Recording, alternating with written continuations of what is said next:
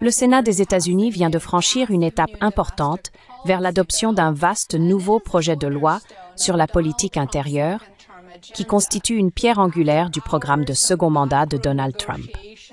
Après des heures de négociations en coulisses et de retards spectaculaires dans l'hémicycle, les républicains du Sénat ont fait avancer la législation de 940 pages par une majorité très mince de 51 voix contre 49.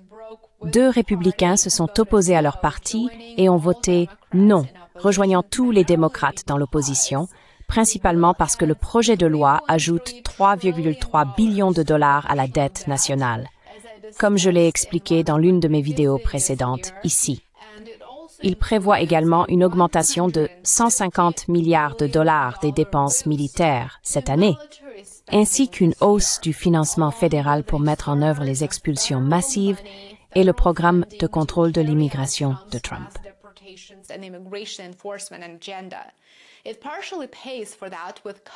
Il finance partiellement cela par des coupes dans Medicaid, des coupes dans le SNAP ou les bons alimentaires, ainsi que dans le financement des énergies propres. Le projet de loi prévoit également une augmentation de 5 000 milliards de dollars du plafond de la dette avant une échéance en août, afin d'éviter un défaut de paiement des obligations du pays. Donc, oui, il y a une nouvelle augmentation du plafond de la dette incluse dans la version actuelle du projet de loi. Mais les dirigeants républicains ont réussi à convaincre juste assez de réfractaires pour faire avancer le texte. Pour envenimer la situation, le Bureau du budget du Congrès a publié son analyse du projet de loi tôt le matin du dimanche 29 juin.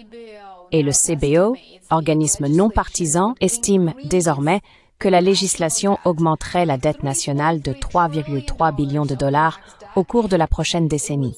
Elle réduirait les recettes de l'État de 4,5 billions de dollars tout en ne diminuant les dépenses que de 1,2 billion.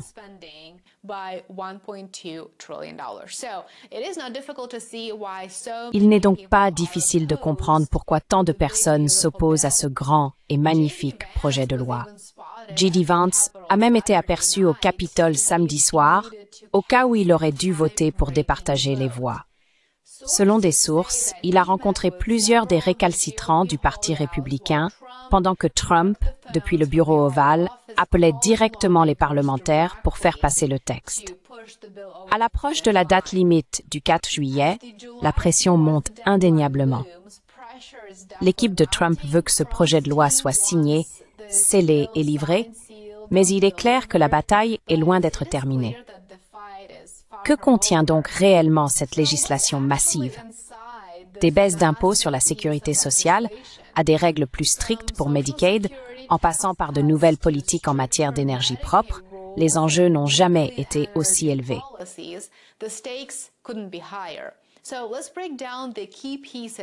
Décomposons donc les éléments clés du grand et magnifique projet de loi Trump tel qu'il se présente aujourd'hui.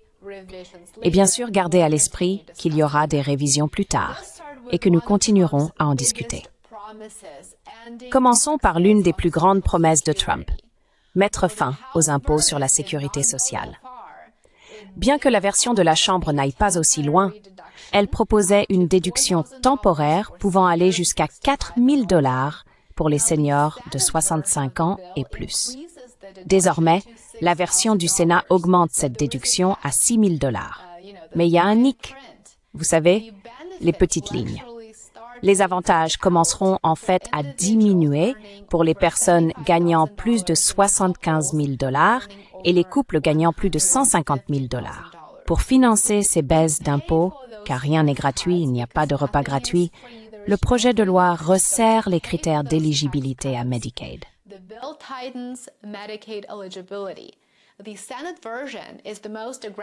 La version du Sénat est la plus stricte à ce jour, exigeant que les adultes sans enfants travaillent au moins 80 heures par mois à partir de 2026. Cette obligation s'étend également aux adultes ayant des enfants de plus de 15 ans. Et qu'en est-il de la réinscription? Parce que c'est aussi important. Désormais, elle doit avoir lieu tous les 6 mois. Oui, tous les 6 mois, avec davantage de paperasse, pour prouver ses revenus et sa résidence. Certains républicains s'inquiètent, à juste titre, que cela prive des millions de personnes de leur couverture santé. Ils devraient s'en inquiéter. Pour atténuer l'impact, le Sénat a ajouté un fonds de 25 milliards de dollars pour les hôpitaux ruraux, mais l'opposition reste très forte.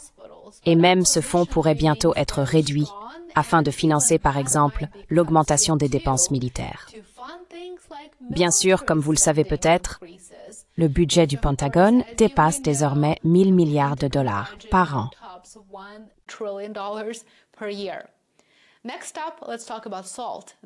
Passons maintenant au sujet du SALT, les déductions fiscales pour les impôts d'État et locaux. Le plafond, actuellement fixé à 10 000 dollars, est un sujet brûlant, surtout dans les États à forte fiscalité. Ce projet de loi le relève à 40 000 dollars pour les couples gagnant jusqu'à 500 000 dollars par an, ce qui constitue une grande victoire pour les républicains réticents des districts suburbains. Les Américains à faible revenu, qui dépendent du SNAP ou des bons alimentaires, verront également des changements. Les États devront désormais contribuer davantage, donc fournir plus de financement, et les adultes valides sans personne à charge seront soumis à des exigences de travail.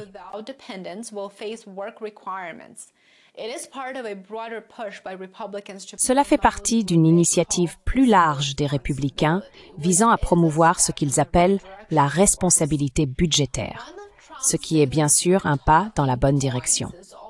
L'un des arguments phares de Trump figure également dans le projet de loi. Pas d'impôt sur les pourboires et les heures supplémentaires. D'accord, c'est un argument qui plaît à la foule, et c'est tout. C'est un argument populaire, surtout pour les travailleurs du secteur des services et les salariés payés à l'heure. Ce n'est rien comparé aux réductions d'impôts accordées aux entreprises dans le même texte, mais malgré tout, les gens aiment cette idée. La version de la Chambre répond à cette attente, et le Sénat est d'accord, mais avec, désormais, des plafonds de revenus. Ceux qui gagnent plus de 150 000 dollars individuellement ou 300 000 dollars en couple pourraient voir l'avantage diminuer. Il y a aussi une nouvelle déduction pour les intérêts sur les prêts automobiles pour des voitures fabriquées aux États-Unis. Donc oui, seuls les véhicules fabriqués en Amérique seraient éligibles à la déduction des intérêts.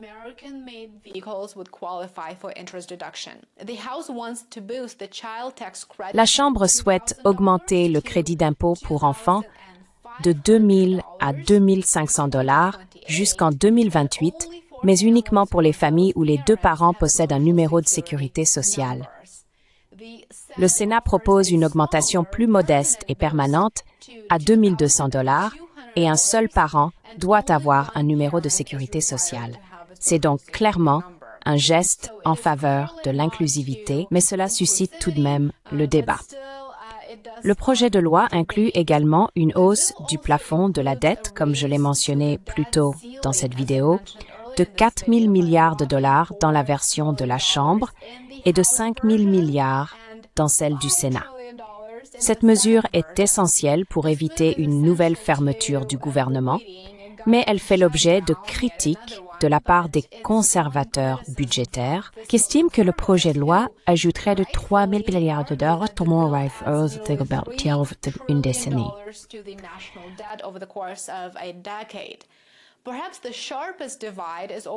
Peut-être que la division la plus marquée concerne l'énergie propre. Les deux versions du projet de loi suppriment les crédits d'impôt instaurés sous l'ère Biden, mais le Sénat propose une suppression plus progressive, ce qui constitue en réalité la seule différence. Les entreprises lançant des projets verts en 2025 bénéficieront encore de crédits complets, mais d'ici 2028, ces crédits auront disparu. Il y a bien sûr une condition. Les entreprises ayant des liens avec des entités étrangères jugées préoccupantes, par exemple la Chine, ne seront pas éligibles à des réductions d'impôts pour des projets d'énergie verte. Et bien sûr, cela s'adresse aux John Bolton et Lindsey Graham de ce monde.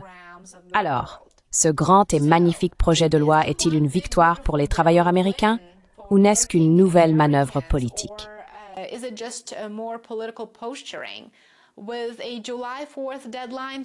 Avec l'échéance du 4 juillet qui approche à grands pas, la pression est clairement palpable. Ce qui sera adopté au Sénat ne survivra peut-être pas à la Chambre. Mais une chose est sûre, ce projet de loi n'est pas anodin, et il comprend plusieurs mesures populaires destinées à détourner votre attention d'éléments bien plus importants et bien plus impactants à l'ordre du jour. Dites-moi dans les commentaires quelle partie du projet de loi vous soutenez ou à laquelle vous vous opposez. J'aimerais beaucoup avoir votre avis, comme toujours. N'oubliez pas de vous abonner à ma chaîne et de liker cette vidéo. Si vous l'avez trouvée intéressante, soutenez mon travail sur Patreon et Substack. Ce serait très apprécié. Restez connectés pour la suite et on se retrouve très bientôt ici. À bientôt.